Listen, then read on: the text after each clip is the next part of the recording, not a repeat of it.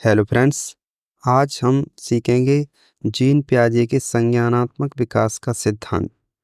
देखिए, जो भी सीटेट 2024-25 का एग्ज़ाम देने जा रहे हैं, चाहे वो डीएलएड कर रहे हों, चाहे वो बीएड कर रहे हों, उनके लिए ये वीडियो बहुत ही ज़्यादा इम्पोर्टेंट है। क्योंकि देखिए, आपके सीटेट एग्ज़ाम में जीन पियाजे से संबंधित 2 से 3 नंबर ज़रूर पूछने को मिल जाते हैं। इस वीडियो के बाद आपके ये 2 से 3 नंबर पक्के हो जाएँगे, ये मैं आपको भरोसा दिलाता हूँ। तो चलिए शुरू करते हैं कि जीन पियाजे कौन थे? तो जीन पियाजे स्विट्ज़रलैंड के मनोवैज्ञानिक थे। सबसे पहले तो जीन पियाजे कौन थे? स्विट्ज़रलैंड के मनोवैज्ञानिक थे और इस विकास का सिद्धांत यानी कि संज्ञानात्मक विकास का सिद्धांत जीन पियाजे ने ही दिया था। संज्ञानात्मक विकास का सिद्धांत किसने दिया था? जीन पियाजे ने।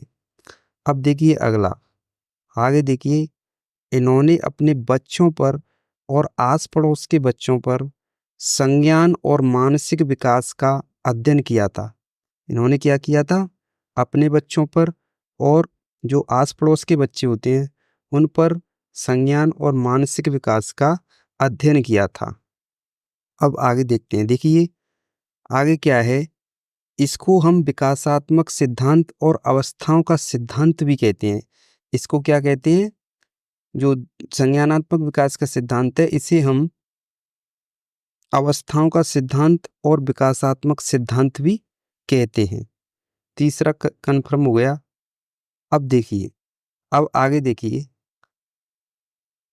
चौथा है, पियाजे का कहना था कि जैसे जैसे बच्चों में जैविक परिपक्वता आती है, वैसे ही वह वस्तुओं को अपने दिमाग में कॉन्सेप्ट बनाना शुरू कर देते हैं। जैसे जैसे बच्चों में जैविक परिपक्वता आती है, वस्तुओं को वो अपने दिमाग में कॉन्सेप्ट बनाना शुरू कर देते हैं। अब आगे देखते हैं। आगे देखिए, आगे क्या है? संज्ञानात्मक विकास की अवधारणा। अब देखते हैं अवधारणा क्या क्या है। अब नाम है धारण संतुलन। इस नियम के अनुसार बच्चे आत्महत्या का कारण एवं समायोजन की प्रक्रियाओं के बीच अपना संतुलन कायम रखता है। इसका मतलब है, जो बच्चे होते हैं वो अपने आप समायोजन की प्रक्रियाओं के बीच अपना संतुलन कायम रख पाते हैं। अगला होता है अनुकूलन यानी कि एडेप्शन। वातावरण के अनुसार अपने आप को उसमें ढालना अनुकूलन की प्रक्रिया कहलाती है। इसके भी 2 भाग होते हैं, यानी कि बच्चा वातावरण के हिसाब से जैसे जैसे अपने आप को ढाल लेता है, उसी को हम क्या कहते हैं? अनुकूलन कहते हैं। अब देखिए, अनुकूलन के 2 भाग होते हैं। 2 भाग कौन कौन से होते हैं? एक तो होता है आत्मसातकरण। यानी आत्मसातकरण क्या होता है? पिछले ज्ञान को नए ज्ञान के साथ जोड़ने की प्रक्रिया को आत्मसातकरण कहते हैं। दूसरा होता है हमारा समायोजन। समायोजन यानी कि एडजस्टमेंट यानी एकमेंडेशन। ठीक है, अपने पूर्व ज्ञान में परिवर्तन करके वातावरण के साथ तालमेल बैठा लेना ही समायोजन कहलाता है। यानी कि बच्चा अपने पूर्व ज्ञान के, यानी कि जो उनका पूर्व ज्ञान होता है बच्चे का, उसमें परिवर्तन कर लेता है और वातावरण के साथ साथ तालमेल बैठा लेता है, वही होता है समायोजन। ठीक है, अगला देखते हैं। अगला होता है स्कीम्स। स्कीम क्या होता है? स्कीम अपनी अनुभव या फिर व्यवहार को संगठित करने की ज्ञानात्मक संरचना ही स्कीम्स कहलाती है।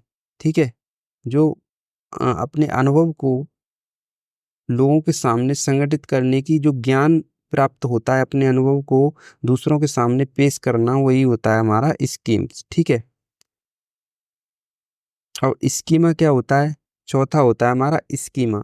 किसी व्यक्ति के दिमाग में पहले से स्टोर की गई चीज, वह उन पर प्रयोग करके किसी विषय के प्रति अपनी धारणा को बनाता है, वह होता है हमारा स्कीमा। ठीक है, किसी व्यक्ति के दिमाग में पहले से जो कोई चीज स्टोर स्टोर हो गई है और उस चीज को वो दूसरों के सामने प्रयोग करता है और अपनी धारणा को बनाता है, उसे हम स्कीमा कहते हैं। ठीक है, इसको समझ गए। अब देखते हैं आगे। आगे कहता है जीन पियाजे का सिद्धांत। जीन पियाजे ने संज्ञानात्मक विकास की 4 अवस्थाएं बताई हैं। कितनी अवस्थाएं बताई हैं? 4 अवस्थाएं। 4 अवस्थाएं देखते हैं। देखिए, पहली अवस्था होती है हमारी संवेदी पेशी अवस्था, यानी कि सेंसरी मोटर स्टेज। ये होती है हमारी 0 से 2 वर्ष तक। संवेदी पेशी अवस्था बच्चे की शुरुआत की अवस्था होती है, जन्म से लेकर 2 वर्ष तक। ये कौन सी अवस्था होती है? संवेदी पेशी अवस्था। इस अवस्था के द्वारा बच्चा अपनी ज्ञानेंद्रियों के माध्यम से सीखता है। यानी कि जब बच्चा छोटा होता है 0 से 2 वर्ष के बीच, तो वो अपनी बोल तो पाता नहीं है, ना वो बोल पाता है, सुन लेता है, बस कुछ कह तो पाता नहीं है। तो वो कैसे सीखता है? अपनी ज्ञानेंद्रियों के माध्यम से। जैसे जैसे बड़ा होता जाता है वो सीखता जाता है। अब आगे देखते हैं। आगे होता है पूर्व संक्रियात्मक अवस्था। पूर्व संक्रियात्मक अवस्था होती है हमारी प्री ऑपरेशनल स्टेज, यानी कि ये होती है 2 से 7 वर्ष तक। पूर्व संक्रियात्मक अवस्था कितनी होती है? 2 से 7 वर्ष तक। अब देखिए, इसमें बच्चा कितना बड़ा हो जाता है। यह अवस्था बच्चों की क्रिया करने से पहले की अवस्था होती है। यानी कि जो बच्चा क्रिया करना सीखता है उससे पहले की अवस्था कौन सी होती है? Pre operational stage. यह अवस्था बच्चों की क्रिया करने से पहले की अवस्था होती है। इसमें बच्चा अपने सामने आने वाली चीजों को देखता है और समझ भी लेता है, लेकिन कोई क्रिया नहीं कर पाता। यानी कि इस अवस्था में बच्चा अपने सामने आने वाली चीजों को देख लेता है और समझ भी लेता है। ठीक है, समझ भी लेता है, लेकिन वो कोई उसके मतलब बारे में कोई क्रिया नहीं कर पाता है कि ऐसे जिसका क्या हो सकता है, ऐसे हम जो कोई अपनी ओर से क्रिया करते हैं वो नहीं कर पाता, क्योंकि 2 से 7 वर्ष का बच्चा ज़्यादा बड़ा हो नहीं पाता है। अब देखिए, जैसे कि जीववाद, जब बच्चा सजीव और निर्जीव वस्तुओं में अंतर नहीं कर पाता। सजीव वस्तुएं और निर्जीव वस्तुएं, ठीक है, सजीव वस्तुएं और निर्जीव वस्तुएं, इन दोनों में जब वो अंतर नहीं कर पाता उसे हम कहते हैं जीववाद। दूसरा होता है अहम केंद्रित। अहम केंद्रित क्या होता है? अहम केंद्रित जब बच्चा यह सोचना शुरू कर देता है कि वो, जैसे वो क्या कर रहा है या सोच रहा है वह सब ठीक है। मतलब जैसे कोई बच्चा है, वो सोच रहा है और सोचना शुरू कर देता है, वही क्या होता है? अहम केंद्रित, कि ये सब ठीक है। ऐसी चीज को हम कहते हैं अहम केंद्रित। अब देखिए आगे क्या है। आगे है अपलटावी। अपलटावी क्या होता है? अपलटावी होता है, इसमें बच्चा क्या है, जैसे जोड़ते हैं हम 2 + 2 बराबर कितने होते हैं? 4। यानी 3 + 3 कितने होते हैं? 6। तो ऐसी संख्याओं को या समस्याओं को उलटना पलटना सीख नहीं पाता है, उसे हम कहते हैं अपलटावी। ठीक है, इसको क्या कहते हैं? अपलटावी। अब देखिए आगे, देखिए आगे देखते हैं। आगे है मुद्रा सप्रत्यय, दूरी, भार, ऊंचाई। इन चीजों को भी बच्चा 2 से 7 वर्ष का बच्चा होता है, वो इन चीजों को भी नहीं समझ पाता है। यानी कि जैसे कि मुद्रा होती है, भार, ऊंचाई, इन पे कॉन्सेप्ट नहीं बना पाता है इस अवस्था में। तो ये हो गया, ये भी कमी होती है इस अवस्था की। और एक होता है केंद्रीकरण।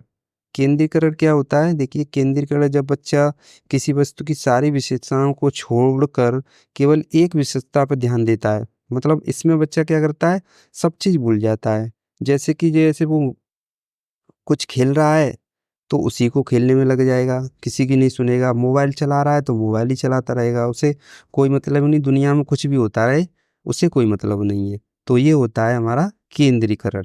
ठीक है, अब देखिए आगे देखते हैं। अब है मूर्त संक्रियात्मक अवस्था। ये होता है कॉन्क्रीट ऑपरेशनल स्टेज। इसमें बच्चा थोड़ा बड़ा हो जाता है। इसमें क्या है? 7 से 11 वर्ष का हो जाता है। ठीक है, इसमें बच्चा सफलता भी जीववाद, मुद्रा, भार आदि ऐसे गुण आ जाते हैं। मतलब इसमें बच्चा सफलता के बारे में सोचने लगता है और मुद्रा, भार भी आ जाता है, ऐसे गुण आ जाते हैं। ठीक है, तर्क करने लगता है 7 से 11 वर्ष का बच्चा। ठीक है, और चौथा क्या है? औपचारिक सक्रियात्मक अवस्था। चौथी है हमारी औपचारिक संक्रियात्मक अवस्था, यानी कि फॉर्मल ऑपरेशनल स्टेज। यह अवस्था संज्ञान की यह अवस्था संज्ञान की सबसे सर्वोच्च अवस्था होती है। ये अवस्था कौन सी होती है? Formal operational stage. ये अवस्था संज्ञान की सबसे सर्वोच्च अवस्था होती है। इसमें बच्चा क्या है, इसमें बच्चा अमूर्त चिंतन करने लगता है। ठीक है, इसमें बच्चा क्या करने लगता है? अमूर्त चिंतन करने लगता है। और इसमें बच्चा कितने वर्ष का हो जाता है? 11 से 15 वर्ष का हो जाता है। ठीक है, इसमें बच्चा कितने हो जाता है? 11 से 15 वर्ष का ये अवस्था होती है, 11 से 15 वर्ष का। ठीक है, तो ये हम टीन एज भी बोलते हैं इस अवस्था को। ठीक है, 11 से 15 वर्ष होती है, इस अवस्था को हम टीन एज भी बोलते हैं। कौन सी एज? टीन एज, जो कि सबसे खतरनाक अवस्था होती है। इसमें बच्चा सब कुछ करता है, जो उसमें उसके मन में होता है वो सब कुछ करता है। तो आप भी जानते होंगे कि टीन एज कौन सी होती है। ये अवस्था सबसे खतरनाक अवस्था मानी जाती है। इसमें बच्चा अमूल चिंतन करने लगता है। वो सोचता है कि मैं दुनिया की हर चीज़ पालूँ, मैं मतलब मुझे कुछ हासिल हो जाए, मैं दुनिया की ऐसी कोई चीज़ ना छोड़ूँ जो मुझे हासिल ना हो, और हर चीज़ को अपने मुट्ठी में करना चाहता है। ये अवस्था ऐसी अवस्था होती है। ठीक है, निगमनात्मक तर्कड़ा और इसमें बच्चा निगमनात्मक तर्कड़ा आ जाती है। इसमें बच्चा नियमों के ऊपर तर्क करने लगता है।